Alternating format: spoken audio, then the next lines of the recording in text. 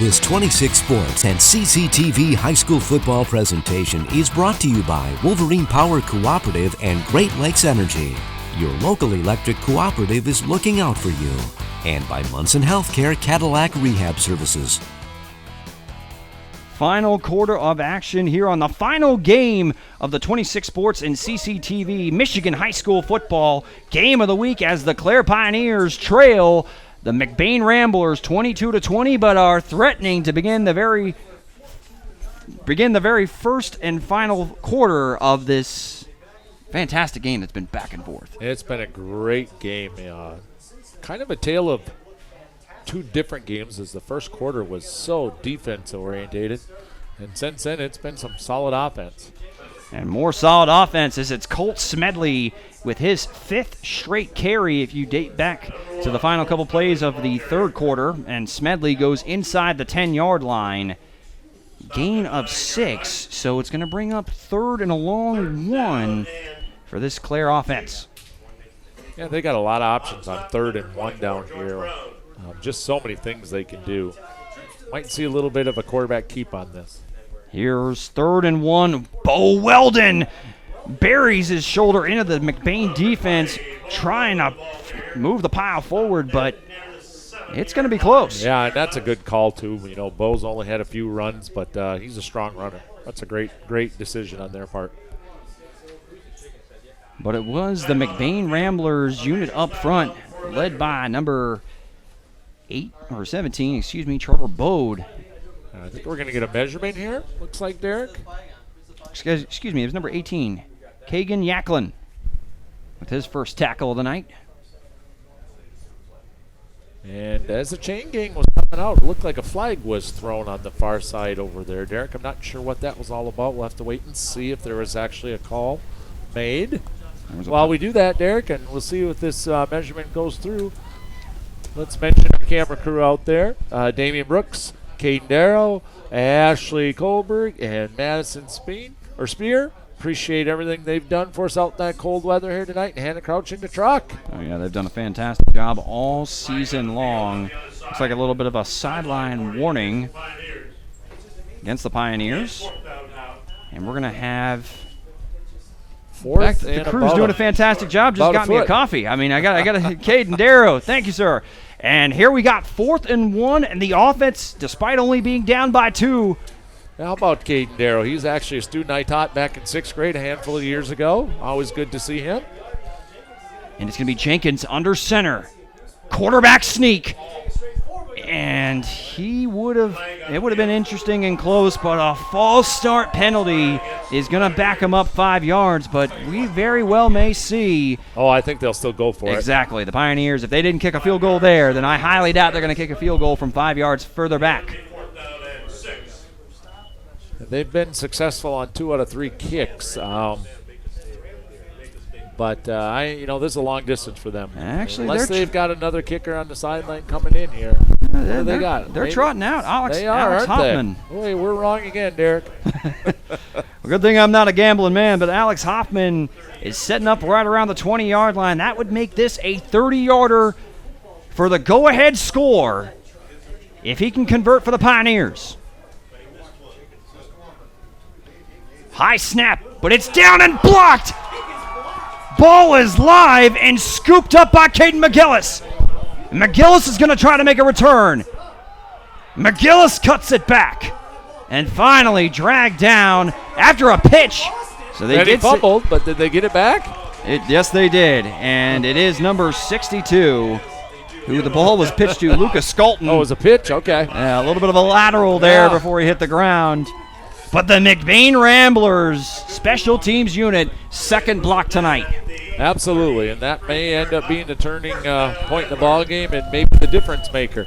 We'll have to wait and see, as we got quite a bit of a ball game left here.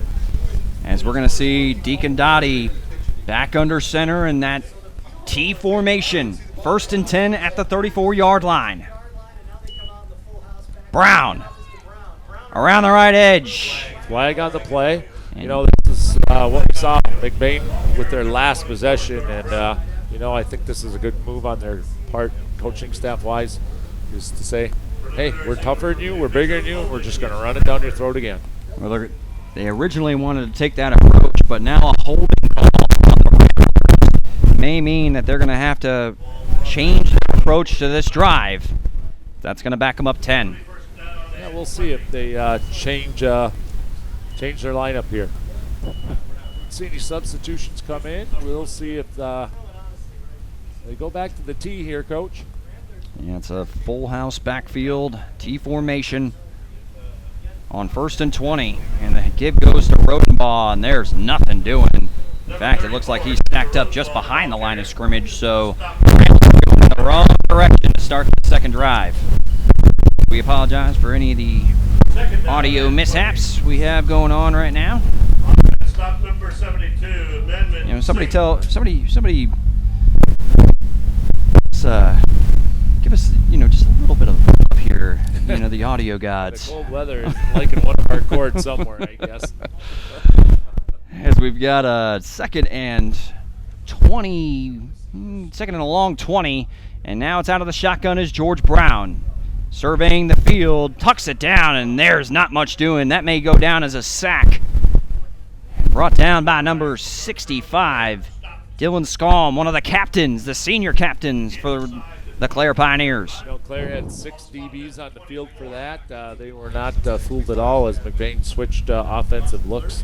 They had everybody covered. Interesting if we'll see any sort of screen or a draw here from head coach Pat Maloney, as there's not a lot of plays in the playbook for 3rd and 20. Yeah, that's not the way we've seen either team run here. Is any kind of a draw, any kind of a screen. We might also see a little bit of that counter thing. We'll see what they dial up, but it's 3rd and long for the Ramblers. Gotta wonder if they're getting close to delay a game, and there is a flag. And you know what? You don't want to use that timeout right there. Absolutely not. Yeah. On 3rd and 20 isn't going to make a whole lot of difference. That's one of those ones you weren't quite sure, I think, what you want to run. The way the Pioneers offense has been cooking ever since the first quarter, really. You want to save those timeouts. It's only a 2-point game. I imagine we'll see a draw or maybe a designated quarterback run. Yeah, something probably pretty safe here would be my bet.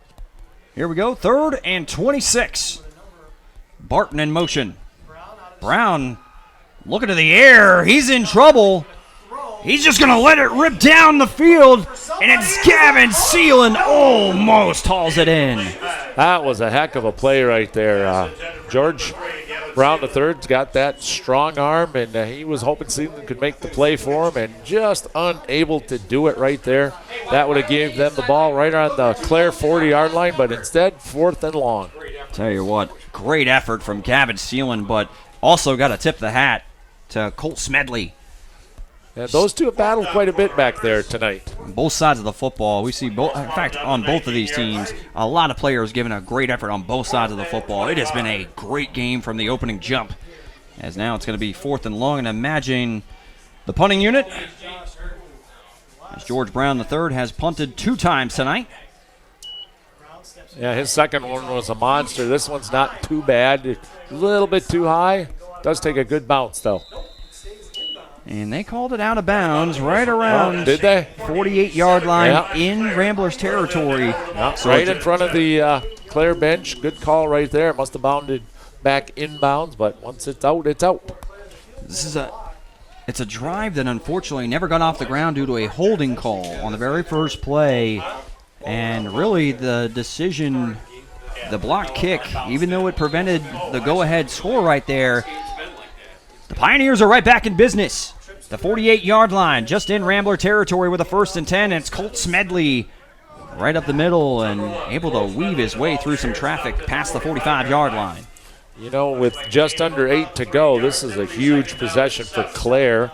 As, if they don't put anything on the board right here, they might not get 2 more possessions in this game. And we know what McBain can do with one of them. They can put it right in the end zone and maybe make the game out of hand if they stop them here. Jenkins out of the shotgun on 2nd and 6. And another give to Colt Smedley, and nothing doing this time. Kagan Yacklin, number 18, his second tackle of the second half. That's a big one, only a gain of 1. So 3rd and 5, 5.5, maybe 6. Big play right now. Head coach Maloney of the Ramblers said it was important to keep Jenkins in the pocket. They've done a good job, but here's 3rd and 5. Jenkins rolling right, and he's pressured. The ball's up in the air. They may have called that an incomplete pass. That's a good call. His arm was moving forward. And that'll bring up 4th down. We'll see what they decide to do at this point of the field. That's a tough call to make right now, I think, as a head coach. Do you go for it at this point? Do you punt it and pin them back? I think you punt. Well, that's the conservative guy in me here. The only problem is how long can you hold McBain and that offense down? And they look like they're going to go for it. We'll see if he steps back, though. And the Pioneers are going to roll the dice. 4th down. They go to the air, and it's Schuster with the reception. They've got the first down. That's what they kind of opened the game with, was a couple of those routes right out to Schuster. One was picked. One was the third picked. one. Yes, it was. But also one of the touchdowns to Schuster was on the double move. So a little cat and mouse game, but this one's a first down for Clare. And it's a give to Colt Smedley on 1st and 10. And Smedley, despite being not a very big back, feels pretty comfortable running amongst the big men inside. Yeah, he's kind of hard, I think, to find in there. But he's so low to the ground. He's always moving forward, it just seems like, at the end of every play. Nice job of running the ball all night long for him tonight. Tough 4 yards, brings up 2nd and 6 for the Pioneers. Jenkins gives to Smedley, and this one's blown up in the backfield. That's Kagan Yacklin. He drops him for a loss. Yeah, a little stunt action right there by McBain, and they ran right into it. Check that. That was Ethan Barton, the outside linebacker. Able to shoot on the outside and set the edge. Smedley's been tough to bring down tonight, but he does a great job with an open field tackle. That's going to make it 3rd and 10 for the Pioneers at the 35-yard line. And Jenkins play action. Got his man out in the flats, and that's John Bushy. Bushy stiff arms one would-be tackler and finally dropped right around the 15-yard line. No flags on that play either, and that's going to be a huge first down for Clare right now. We're going to take a quick break here and mention a couple of sponsors, I should say. Pizza Plus at Cadillac, your local source for pizza and sandwiches for over 50 years. And Doug Glass at Cadillac for all your home and auto glass needs. As we've got 1st and 10, they marked them right at the 15-yard line. And we've seen a heavy dose of Smedley here in the second half. Jenkins gives to Smedley, and that play blown up. Another nice tackle by Ethan Barton. Yeah, Ethan was right there almost for the handoff, wasn't he? How about also Builder's First Source, your first source for flooring? Stop by and see them today. LC Materials, the concrete experts, sponsoring also for us here tonight. As it's head coach Kelly Luplow looking for the go-ahead score. We just hit under the 5-minute mark. And we saw them down here just a few moments ago and unable to convert on a 4th down. We've got a 2nd and long right here. As it's Jenkins with 4 wide receivers. And he'll go to the air on 2nd and 8. His wide receiver falls down, and that pass falls incomplete. Brings up 3rd and long. Also sponsoring tonight, everybody, we've got Fox Motors of Cadillac, your local Ford and Toyota dealerships. LC Materials, the concrete experts, and our presenting sponsor tonight, Munson Health Care Cadillac Hospital. And we have what is likely one of the biggest plays up to this point. McBain trying to hold on to a 2-point lead and officially punch their ticket to the postseason here for Michigan high school football. On the other side, it's Clare looking for the 4th straight season with at least 8 wins in the regular season. And it's going to be an empty set on 3rd and 8. Jenkins back to pass. Jenkins floats it into the end zone, and it's hauled in with one hand. What a catch by Jacob Recker, and the Pioneers take the lead. And that was a great job of just doing things as a quarterback. As he looked left, looked right, made a fake, and then lobbed it up there and made a great throw. And a great catch also. What a great TD. We'll just call it great all the way around. The prayer for the Pioneers. It's answered, a one-handed snag by Jacob Recker. And boy, that's a big play. 26-22. Pioneers on top. They're going to go for two to try to make this a 6-point contest. Man in motion, Jenkins. Play action, rolling right. Looking for his man, and he's incomplete to John Bushy. And the 2-point conversion is no good, but the damage is done as the Pioneers take the lead with 4:21 remaining in this one, 26-22. A lot of time for McBain, certainly, to come back and take this lead with another punch into the end zone. But boy, I tell you what, you can see why Clare has had the season that they've had. Is they've taken a lot of punches from McBain in this game and just not quitting. They just keep right on it coming. Third touchdown pass of the game. Fourth total touchdown tonight for the senior captain, Shane Jenkins, who despite one pick six in the first quarter has been outstanding here tonight. But like you mentioned, plenty of time for the Ramblers. They are far from out of it with their offense and how they can quick strike at any given moment. So, what do you think? Are they coming out in the T or are they coming out spread? I think you got to come out in the spread at this point. I think you do too. What I would do is try not to.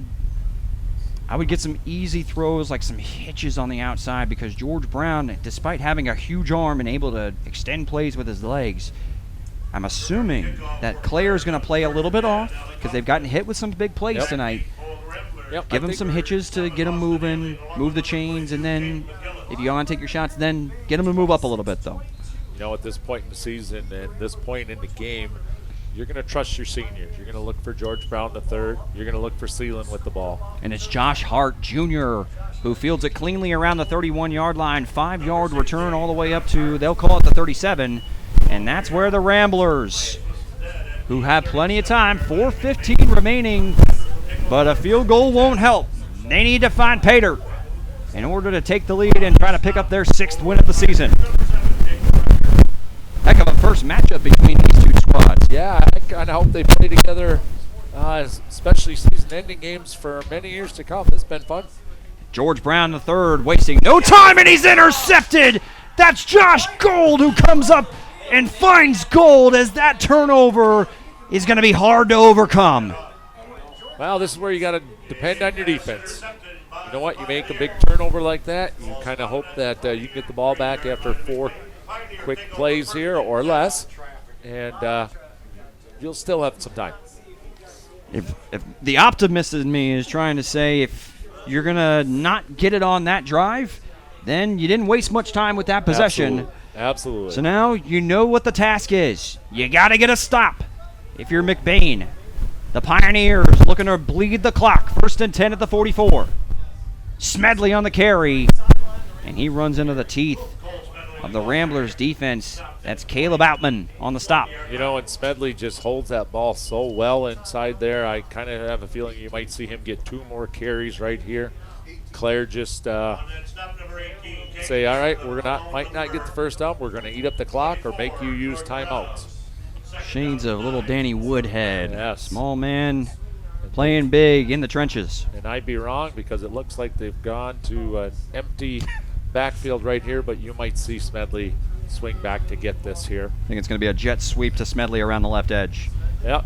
And that's exactly what it is. One missed tackle, and he may have been close to going out of bounds, but he is stopped right around, and they are going to call him out of bounds. They stopped the clock. Yep. Well, that's got to be a mistake on his part right there. He's got to know the situation right there and maybe just get down in bounds. And a crucial stop of the clock. That's going to bring up 3rd and 9, 3:23 remaining. And I'm interested to see if they trust Shane Jenkins, who's had himself a fantastic 3 quarters. Well, I got to believe believe you trust him to make a play. I expect, even though you want to bleed some time off the clock, Yep. that you try to put this one away, go for the first down. Jenkins with 4 wide receivers, Bushy in motion. And flag on a play. And that's not going to help matters for the Pioneers. He was stepping back. They were definitely going to be looking for something down the field. Pick up that first down. And it's going to be an illegal procedure, it looks like. 5 yards, a costly 5 yards for the Pioneers, who are trying to put this one away. 3rd and 14.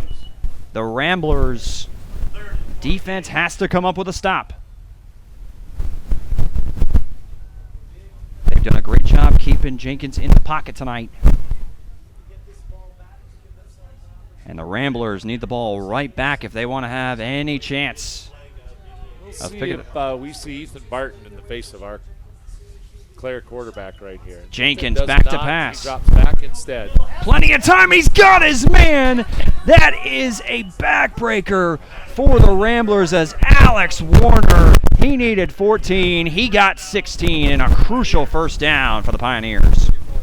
And, you kind of forget about Warner out there. And we've seen him make some great plays in the ball game here tonight, and certainly came up big right there. And it's 3:08 remaining in this one, and precious seconds begin to tick off the clock. Am I right that McBain has already used 1 timeout in this half? They have used at least 1 timeout. I believe they still have 2 remaining, and Clare right now more than content to bleed the clock. 1st and 10, just outside of the 30. And there's again a crucial penalty on big old number 72, Manmit Singh. He's a big fella, and everybody in the stadium saw that. And that should stop the clock. Yep. And make it another 1st and 15, even though you felt good on 3rd and 14. Yep. 1st and 15, Pioneers certainly making it more difficult on themselves on this final drive. I guess fortunately for him, it had to be pretty late in the play clock, as they've used up most of that play clock sitting there. But you don't want to give up the yard. Got to tip my hat to Jenkins, who's had a fantastic last 3 quarters, and here's 1st and 15, and he gets the call, but another pre-snap penalty. For a team that's 7-1, some of those penalties are a little surprising. It's a big game. It's late in the year. Those are usually a lot of those things that you just don't seem to cleaned up by have. now. Right, But absolutely. Many of the games have been blowouts for them. This is kind of new territory for them, and a good experience as they do head into the playoffs, because at some point those games in the playoffs become tight. That's 1st and 20 now, as the Pioneers trying to ice this one away. Jenkins on the quarterback keeper, stiff arms, 1 would-be tackler, but look at the Ramblers defense, and that's Owen Bonico on the big stop. All right, and now we see McBain use the timeout here.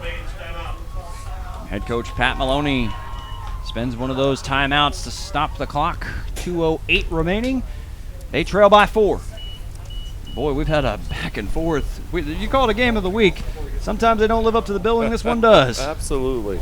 It's a great one to finish up the season. Yeah. And I mean, I got to say, if you're a fan of Michigan high school football, or if one of your children, relatives would like to watch these young men and women both go at it on the football field, you can actually get the DVDs of a single game or the entire season over at cctv-cadillac.org or minews26.com. And of course, you're going to be hearing a lot more of us on the hardwood as we have our 26 Sports and CCTV men and women, girls and boys, high school basketball games on the horizon. Absolutely. Looking forward to doing that with you, Derek. Absolutely. Cadillac comes into the season, both boys and girls, with a lot of talent and some pretty high expectations.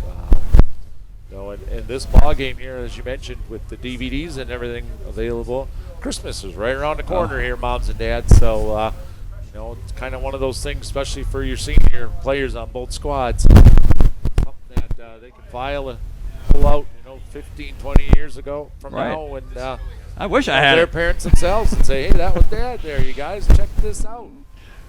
I think it's a perfect stocking stuffer. Absolutely. I mean, my stocking's big enough to hold it. So, so we got 2nd and 20, just over 2 minutes remaining. Pioneers clinging to a 4-point lead. Jenkins, he's going to go to the air on this one. He's complete to Warner in the left flat, and that is going to gain 5, but they're still going to be well shy of the sticks in a timeout. The final one of the game. And the Warner McBain with a Ramblers. great decision right there, because as he makes that catch, he can break it out or break it in, and you don't want to break it out at that point and get out of bounds. He breaks it in. He's not going to get big yardage, but he's going to make McBain use that timeout. And here's an interesting situation. Now we got, 3rd and 16, or 3rd and 15. They got to get to the 21-yard line to pretty much ice this one away now. If you get, you're probably not going to punt unless you get absolutely nothing on this play and just pin them deep and make them go the length of the field. But if they get, because even if you get to the 25-yard line here and you only need 4 yards, you're not going to punt to try to, gain 20 yards worth of field position. So I imagine this may be 4-down territory for the Ramblers. You know what? And there's so many things that can happen negatively on the punt. A bad snap, a bad catch, even a bad punt, or heaven forbid a block. I think you're better off trusting your quarterback, trusting your center on the short shotgun snap more than anything. And I think we're going to see Jenkins roll right. Here he is on 3rd and 14. And it's Smedley on the draw straight ahead, and that'll keep the clock running. Good conservative call, and I think you might see the same kind of play here on 4th down. And that clock is now going to begin to wind under the 2-minute mark. They should be able to run it down to around 1:30 before they have to snap it on what is 4th and 13 at the 33-yard line. They need to get to the 20 to move the sticks and pretty much end this game. Yeah, they pick up the first down. It's all she wrote. Part of me is kind of hoping that they don't, just so we can, as viewers, as fans of the game here, just see what McBain's able to do. Whether they end up putting it down into the end zone or not, just kind of makes for good TV. Absolutely, and here's a timeout. They decide to run it all the way down till 1 second left on the play clock, and then head coach Kelly Luplow spends a timeout for the Clare Pioneers. And tell you what, the story of this game has to be the senior captain for the Clare Pioneers. 3 passing touchdowns, 1 rushing touchdown after throwing and making a crucial mistake in the first quarter to end the first quarter, which gave the Ramblers a pick 6. And I think you see that kind of play out of seniors. They know at this point in their careers, one mistake, especially early in a ball game, like you just forget it and you move on, you play the next play, and he's done that tonight. And, for the seniors here at McBain High School, and you mentioned George Brown III, Gavin Sealand, and among others. Many others, yep. They've put up a fantastic performance here tonight, but do they have one more time up their sleeve here in front of the home fans? Can they get this stop on 4th down? If they decide to punt, then they'll get the ball back and at least one more chance. But, boy, let's see what we have in store here. Great finish. Absolutely. And we will see Shane Jenkins. It looks like it's a punting formation. And maybe just be a quick little pooch kick. And Sealand is going to retreat all the way back inside his 10-yard line. Jenkins with a 1-step punt. And that is going to take a very favorable bounce for the Pioneers. But McBain has the football, trailing by 4, 1:04 remaining, no timeouts. George Brown III, would you rather have it any other way? Absolutely not. How about the trust right there by the Clare coaching staff to say to their center, dude, we're going to count on you to put it right in the hands of that kicker, and they do. And, that's not an easy thing to do. 15 Those long yards. snaps are tough. 15 yards of field position, so crucial with no timeouts, and McBain has to put it in the end zone to take the lead, and George Brown III going to be out of the shotgun for the remainder of this one. Brown, quick throw over to Barton. That one a little bit outside and off the mark. It'll be 2nd down and 10 for McBain.